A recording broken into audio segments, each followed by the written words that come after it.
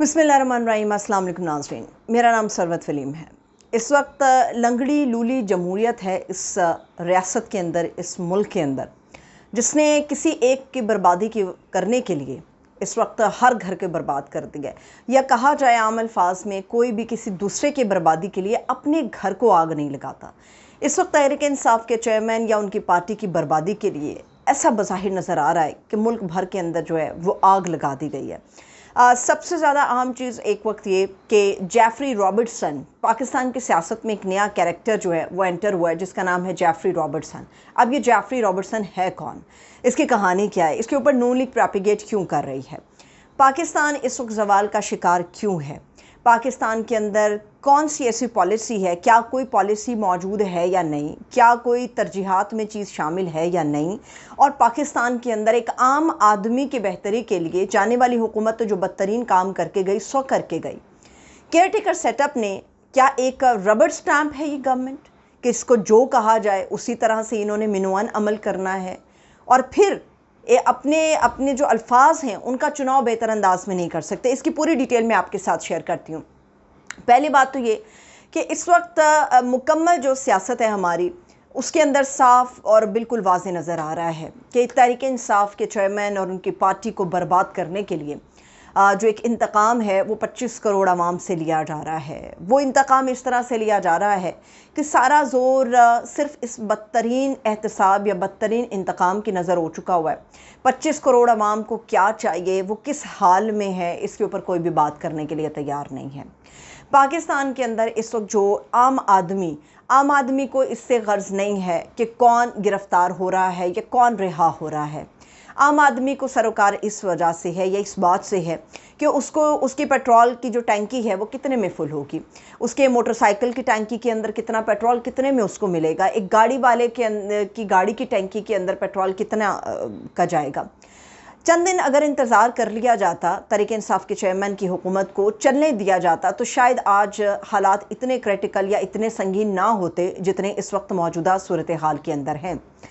क्या chief election commissioner Sikandar Sultan Raja से जो मुलाकात अमेरिकन एम्बेसडर ने की, क्या वो खान साहब की इस बात की तायद नहीं करती कि रजीम चेंज हुआ? क्या वो खान साहब की इस बात की तायद नहीं करती कि साइफर था, उसे डिमॉश किया गया? क्या खान साहब इस बात में सच्चे साबित नहीं होते कि इनकी हुकूमत गिराने में अमेरिका का किरदार मौजूद था? क्या खान साहब इस बात में सच्चे नहीं होते कि कुछ आलाकार थे पाकिस्तान के अंदर जिनके ज़रिए से खान साहब की हुकूमत को चलता किया गया? ये वो सारी चीज़ें हैं जो अब वक्तन फ़वक्तन आम आदमी के दिमाग को खोल रही हैं। सबसे पहली बात तो ये कि पेट्रोल महंगा हो गया है, LPG वो भी ऊपर चली गई है, तकरीबन फ़ी किलो 39 रुपये LPG जो है वो ऊपर चली गई है। हमारा डॉलर ऑलरेडी हमारी पहुंच से बाहर है, हमारी करेंसी ऑलरेडी जो है वो डिवैल्यू होती चली जा रही है। हमारे लिए बदतरीन सूरत हाल ये कि पाकिस्तान के अंदर इस वक्त जो हमारी करेंसी है, हम भारत के ऊपर बहुत नज़रें लगाते हैं, ताना तशना देते हैं भारत को और कहते हैं कि जनाब हम ऐसे, हम चांद तस्खीर कर लेंगे, हम सब कुछ कर लेंगे। चांद पे तो भारत पहुँच गया और भारत सरेआम कहता है अब हमारा मुकाबला पाकिस्तान के साथ नहीं है, क्योंकि पाकिस्तान अपनी ही मजबूरियों में घिर के खुद ही ख़त्म हो जाएगा, खुदा न खास्ता। ये भारत है। जंग ज़दा अफ़गानिस्तान, जहाँ पर तबाही है, बर्बादी है, जहाँ पर तालिबान ने जब टेक ओवर किया तो उस वक्त हमने देखा कि उनके पास करेंसी का बड़ा बहरान था, उनके पास डॉलर का शदीद बहरान था, उनके पास ग़ज़ाई किल्लत थी, उनके बुरे हालात थे। साल सवा साल के अंदर तालिबान की इस हुकूमत में हमने देखा कि अफ़गानिस्तान के अंदर भी जो उनकी करेंसी है वो पाकिस्तान के नतीजे में काफ़ी ज़्यादा बेहतर है।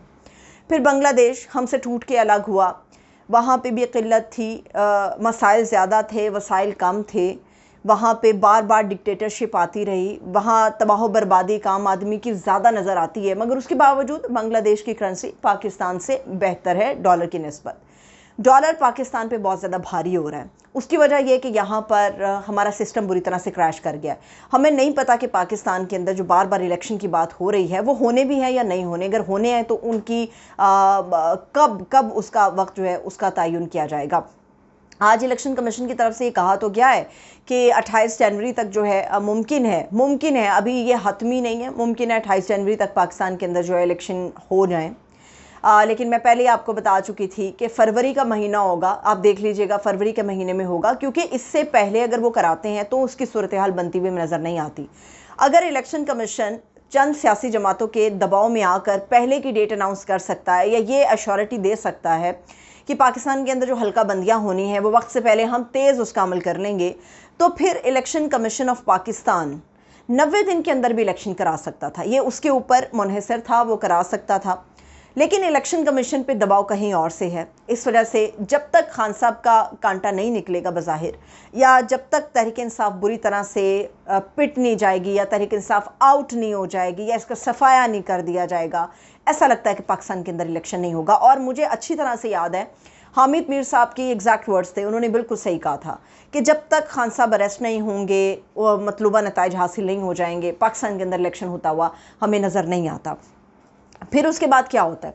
उसके बाद इससे बड़ा हमारे आइन कानून के या हमारी अदालतों के, खुदा न खास्ता मैं बड़ा सख्त लफ्ज़ इस्तेमाल कर रही हूँ, मगर हमारी अदालत के या हमारे आइन और कानून के मुंह पे इससे बड़ा तमाचा क्या होगा कि हमारी अदालतें रिलीज़ करती हैं और रिलीज़ होने के बाद दोबारा से अरेस्ट हो जाते हैं। हमारी अदालतें फिर रिलीज़ करती हैं, फिर दोबारा से अरेस्ट हो जाते हैं। परवेज़ इलाही साहब 70 साल से ज़्यादा उनकी उम्र है। एक उन्होंने मजबूती का अंसर अपने अंदर कायम रखा और जब उन्हें फाइनली रिहाई मिली, उन्हें अपनी घर की गली के अंदर से अरेस्ट करके ले गए। मतलब पाकिस्तान के अंदर आइन और कानून शायद सिर्फ उसकी किताब मौजूद है, या शायद एक दूसरे को ब्लैकमेल करने के लिए, इमोशनल करने के लिए आइन और कानून का लफ्ज़ इस्तेमाल किया जाता है, या शायद आइन और कानून हमारी अदालत के अंदर, कोर्ट रूम्स के अंदर तक रह गया है। मगर जैसे ही आप कोर्ट रूम्स के बाहर निकलते हैं, आइन और कानून की धज्जियाँ उड़ाई जाती हैं, मुंह पे तमाचे मारे जाते हैं। बड़ा सख्त लफ्ज़ है ये, मगर इनफैक्ट ऐसा ही है। अदालत ग्राउंड्स के ऊपर आके रिहाई देती है, मगर कहीं और से प्रेशर आता है तो दोबारा से गिरफ्तारी हो जाती है। परवेज़ इलाही साहब के साथ यही हुआ। 70 से 78 दिनों के अंदर मोहम्मद अली खान साहब को कई मरतबा गिरफ्तार किया गया। अब सबसे बढ़ के ऑन अब्बास बप्पी साहब जो हैं, उन्होंने गुज़श्ता रोज़ अपनी अनाउंसमेंट दी कि वो पाकिस्तान तहरीक इंसाफ से अलग हो रहे हैं और कुछ वक्त के लिए वो सियासत से ब्रेक ले रहे हैं। बप्पी साहब के बारे में मैं आपको बता दूं, ये महकमा औकाफ में रहे हैं। बप्पी साहब ने पीटीआई के लिए बड़ा काम किया। ये मैं उस वक्त की बात बता रही हूँ जब बप्पी जो हैं, ऑन अब्बास बप्पी, तहरीक इंसाफ के लिए काम करते थे, मगर इन्हें कोई ओहदा नहीं दिया गया था। उन दिनों रऊफ़ क्लास्टर साहब ने इस बात के ऊपर, क्योंकि ऑन अब्बास बप्पी साहब का जनूबी पंजाब से ताल्लुक़ है, तो खालिस्तान बप्पी साहब ने बड़ा काम किया तहरीक इंसाफ के लिए जनूबी पंजाब के अंदर, और बड़ा उन्होंने बढ़ चढ़ के अपना जो रोल है उसको प्ले किया। मगर अनफॉर्चुनेटली जब खान साहब आए तो उन्होंने बप्पी साहब को ज़्यादा नवाजा नहीं। तो उसके ऊपर बाकायदा मुझे अच्छे से याद है, रऊफ़ क्लास्टर साहब ने बड़ी कंपेन की, कई प्रोग्राम्स में बात करते रहे। फाइनली खान साहब ने जो है वो ऑन अब्बास बप्पी साहब को जो है वो महकमा औकाफ में रखवा दिया, वहाँ पर उनको सेट कर दिया गया। बप्पी साहब जैसे मुखलिस लोगों की तहरीक इंसाफ को अशद ज़रूरत थी, है और हमेशा रहेगी। मगर अनफॉर्चुनेट ये है कि बप्पी साहब ने भी अलहदगी का ऐलान कर दिया। और मज़ेदार बात है, जो भी अलहदा होता है उसके ऊपर ये लाजिम होता है स्क्रिप्ट के आपने 9 मई के हवाले से जो है वो मज़म्मत ज़रूर ज़ाहिर करनी है। अब बप्पी साहब ने भी ऐसा कर दिया। ये बिल्कुल सियासत से ब्रेक मुझे वैसी लग रही है जैसे फवाद चौधरी साहब ने ब्रेक ली थी। उन्होंने भी ब्रेक ली थी और लेने के बाद वो 2 दिन नहीं निकाल सके, या शायद जुम्मा 8 दिन नहीं निकाल सके, वो जाके तो तरीन साहब के कैंप के अंदर जाकर बैठ के, पता नहीं बप्पी साहब भी इस तरह से करने वाले या नहीं करने वाले हैं। लेकिन मेरा सवाल उन नौजवानों से है, या उन यंग लीडर्स के साथ है, या उन लोगों से जैसे बप्पी साहब हैं, अगर खान साहब जैसा बूढ़ा आदमी जेल के अंदर बैठ के रियासत की बात करता है, 25 करोड़ आवाम के लिए जेल काट रहा है, भाग भी सकता है, पेशकश भी है उसको, वो जा भी सकता है, वो कायम है अपनी बात में। और कई दफ़ा ये ख़तरा सामने आया कि खान साहब को जहर दिया जा सकता है, या खान साहब को ठिकाने लगाने का प्रोग्राम बना लिया गया है। परवेज़ इलाही साहब जैसा बूढ़ा आदमी, वो भी सख्ती बर्दाश्त कर गया। अगर ये लोग गद्दार हैं, अगर आप लोग समझते हैं कि ये लोग गद्दार हैं, तो ये क्यों इतनी सख्ती बर्दाश्त कर रहे हैं? हाथ मिला लेना, हाथ नहीं मिलाते। मुझे बड़ा शिद्दत से दुख होता है उन लोगों के लिए जिनका गर्म खून है, मगर वो छोड़ रहे हैं पीटीआई को, चाहे उसकी वजूहात कुछ भी होती हैं। जब आप सियासत में आते हैं तो फिर आप बड़ा सोच समझ के आते हैं, अपनी जान मार कर आते हैं। एक आदमी जेल काट रहा है, सख्ती काट रहा है, मगर अड़ा हुआ है, खड़ा है अपने स्टैंड के ऊपर। परवेज इलाही जैसा बूढ़ा आदमी खड़ा है अपने स्टैंड के ऊपर। बहुत सारे और लोग हैं, ये सिर्फ पप्पी साहब की कहानी नहीं, बहुत सारे और लोग हैं जिनका गर्म खून है मगर वो सख्ती बर्दाश्त नहीं कर पा रहे, या उनको लगता है कि जेल के अंदर वो जाके वो नहीं रह सकेंगे। जेल की सख्ती सियासतदान हमेशा बर्दाश्त करता है। फिर अब आ जाते हैं जेफरी रॉबर्टसन के ऊपर। अभी अता तारड़ साहब ने एक प्रेस कॉन्फ्रेंस की, उन्होंने कहा कि जी जेफरी रॉबर्टसन जो है, रियासत के ख़िलाफ़ जो लोग काम करते हैं वो हमेशा उनका वकील रहा है। जेफरी रॉबर्टसन एक ऐसा आदमी है जिसने सलमान रुश्दी का भी जो है वो केस लड़ा। जेफरी रॉबर्टसन एक मुतनाज़ आदमी है। जेफरी रॉबर्टसन जो है एक ऐसा वकील है जो बदनामे ज़माना लोगों के केसेस को लड़ता है आलमी अदालतों में, जो रियासत के ख़िलाफ़ काम करते हैं। मेरा सवाल अता तारड़ साहब से है, कई साल पहले जब हमारी लतीफ़ खोसा साहब से बात हुई तो लतीफ़ खोसा साहब ने, हमने पूछा, मैं थी, आमिर मतीन साहब थे, रऊफ़ क्लासरा साहब थे, तो लतीफ़ खोसा साहब को हमने इनवाइट किया हुआ था। हमने लतीफ़ खोसा साहब से पूछा कि सर मतलब ये कैसे है कि आप उसके भी वकील थे, फिर आपने उनको छोड़ के इसके भी आप वकील हो गए, तो ये कैसे मुमकिन होता है, मतलब आप किस तरह से? तो उन्होंने कहा कि यार मुझे अपना किचन भी तो चलाना है। आप मुझे एक बात बताइए, आप लोग किसी एक पार्टी में होते हैं तो उसका मौक़िफ़ दोहराते हैं, फिर आप लोग जिसको हम लोटा करेसी दूसरी ज़ुबान में कहते हैं, दूसरी पार्टी में चले जाते हैं, उसका मौक़िफ़ दोहराते हैं, बिल्कुल ऐसे जैसे फिरदौस आशिक़ अवान साहिबा। कल तक वो माला जपती थी खान साहब की, आज उनको बड़े प्रॉब्लम्स नज़र आना शुरू हो गए हैं। वो तमाम लोग जो पीटीआई का हिस्सा थे फिर पीटीआई को छोड़ गए, बिल्कुल एज़ इट इज़ जैसे परवेज़ खटक साहब थे। अपने अंदर उनके इतनी तड़ नहीं थी कि कुछ कर सकते, खान साहब के नाम के ऊपर उनमें तड़ आ गई, तो आज वो भी खान साहब को बुरा भला कहते हैं। मतलब ये कैसे मुमकिन होता है? बिल्कुल इसी तरह से जब भी कोई मौक्कल किसी वकील के पास जाएगा तो वो उसकी ग्राउंड्स के ऊपर मुकदमा लड़ेगा। आप मुझे बताइए कि आप लोगों को तब होश नहीं आता, सलमान अकरम राजा जैसा बड़ा वकील, बड़ा बैरिस्टर, बड़ा माहिर कानून, कभी नवाज शरीफ साहब का भी तो वकील था। अगर वो खान साहब का अगर वकील है तो इसमें कोई प्रॉब्लम तो नहीं होना चाहिए। और इस किस्म की जो चीज़ें होती हैं, जब आप कुछ लोगों को मुतनाज़े करना शुरू करते हैं तो इसका मतलब ये नहीं होता जो आप समझते हैं कि अवाम घास खाती है। अवाम घास नहीं खाती, अवाम को अपना अच्छा बुरा पता है। अब अवाम इन चीज़ों से निकल चुकी है, मीडिया ने इतनी तरक्की कर ली है, 4 बंदों को आप रेगुलेट कर सकते हो, 4 बंदों को आप प्रेशराइज़ कर सकते हो, आप हर बंदे को प्रेशराइज़ नहीं कर सकते। अब लोगों को होश आ गया है, एक वकील का काम होता है मुकदमा लड़ना। आप जेफरी रॉबर्टसन का नाम लेके जो है, ना तो वो पीटीआई को दबा सकते हैं, ना पीटीआई के वोटर को दबा सकते हैं, और ना ही अपने झूठ को आप सच कर सकते हैं। पहली बात तो ये। अब आ जाते हैं इस चीज़ के ऊपर कि हमारे वेरी फेमस वज़ीर आज़म जो हैं, निगरान वज़ीर आज़म काकड़ साहब, अनवारुल हक काकड़ साहब। अनवारुल हक काकड़ साहब से मुझे शदीद इख्तलाफ है। उसकी वजह यह है कि वो ये स्टेटमेंट देते हैं कि महंगाई इतनी नहीं है कि पहिया जाम हड़ताल की जाए। मुझे ये बताइए काकड़ साहब, आप एसी वाले कमरे में बैठते हैं, प्रोटोकॉल वाली गाड़ियों में घूमते हैं, डेफिनेटली पर्क्स एंड प्रिविलेजेस भी आप लोगों को मिलते हैं, अच्छा खाते हैं, दस्तरखान पर एक साथ 4 खाने आप लोगों के होते हैं, बड़े बड़े लोगों से मिलते हैं, मनचाही चीज़ें करते हैं। आप मुझे बताइए, आपके नज़दीक महंगाई इतना बड़ा मसला नहीं कि पहिया जाम हड़ताल हो जाए? क्या उस गरीब के लिए महंगाई इतना बड़ा मसला है कि वो खुद भी जहर खाता है, अपनी बीवी को भी जहर देता है, और बाकी के 2 बच्चे भी वो जहर दे के सुला देता है सिर्फ दूध ना ला के देने की वजह से? क्या आपको लगता है कि महंगाई वाकई इतना बड़ा मसला है? एक आदमी अपने 3 बच्चे लेके किसी चौक में खड़ा होता है और बेचने के लिए लगा देता है? या काकड़ साहब आप मुझे ये बताइए कि महंगाई वाकई इतना बड़ा मसला है कि बिजली का बिल अदा करने के बावजूद बिजली बहाल नहीं होती, बच्चे 2 दिन से भूखे हैं, एक औरत अपने 4 मासूम नन्हे बच्चे छोड़ के खुदकुशी कर लेती है? या महंगाई इतना बड़ा मसला है? कल मेरा दिल खून के आंसू रोया। कल मैंने एक ऐसी वीडियो देखी एक शख्स की जो पेट्रोल पंप पे पेट्रोल फिल कराने आया हुआ था, मोटरसाइकिल के ऊपर था। वो आदमी ने बताया कि आज गिराई नहीं मैं कर सका, मेरी दुकान पे आज बिल्कुल काम नहीं हो सका, किसी के पैसे अदा करने थे, नहीं कर सका।